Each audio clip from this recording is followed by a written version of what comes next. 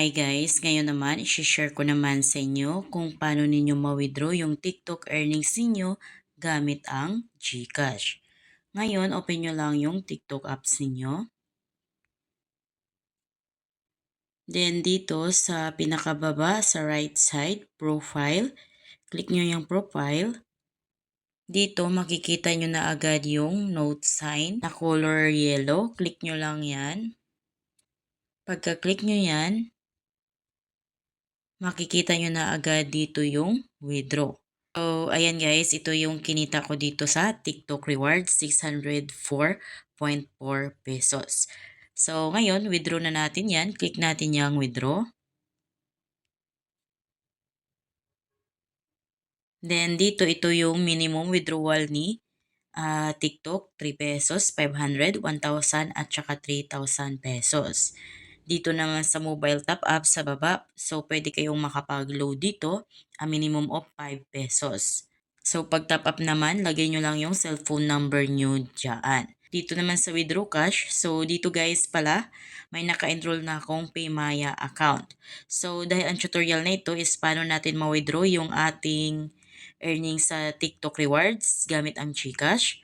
Kaya click muna natin itong may sign na ganito. Click natin yan para makapili tayo ng GCash. Click natin yan. Then, lalabas na agad dyan yung add payout method. So, dito guys, nakapag-withdraw na ako dati. Ang ginamit ko is yung Paymaya. Kung kaya may lumabas na Paymaya dyan dahil yan yung nilink ko dito. So, ngayon, ang ilink naman natin is yung GCash. Click natin yung add payout method.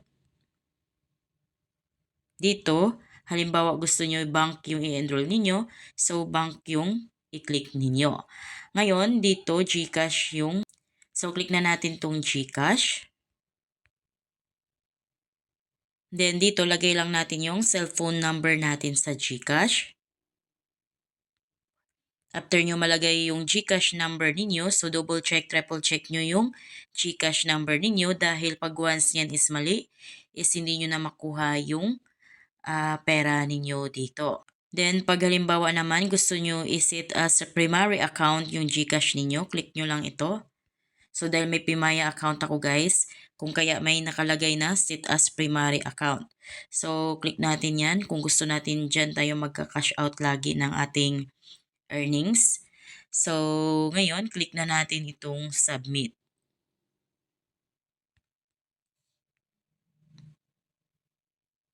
So, ayan guys, nakalink na yung GCash natin. Ngayon, mamili na tayo ng amount na i-withdraw natin. Click natin yung 500 pesos. Then, click na natin tong withdraw cash gamit ang GCash. Ngayon, click natin tong withdraw cash na. Then, click nyo yung confirm to withdraw. Ayan, nakalagay withdrawal in process. Processing, please wait. Ayan. So, order ID. May order ID na. So, na-process na natin guys. Click natin tong back.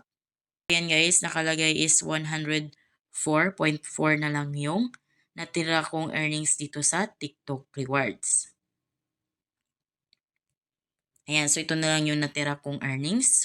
So para naman sa tutorial nito guys, kung paano kayo kikita dito sa TikTok, so isearch nyo lang sa YouTube, how to earn money, TikTok Rewards, Jubes Vlog. Lalabas na dyan yung mga tutorial ko kung paano kayo kikita dito by watching videos. Dahil nakapag-withdraw na tayo, hintayin na lang natin yung pera natin na papasok sa GCash natin. So, ganun lang guys kung paano tayo makapag-withdraw sa ating earnings dito sa TikTok Rewards. So, kung kayo bago sa aking vlog, please consider to subscribe para updated kayo lagi sa mga videos ko. Thank you for watching!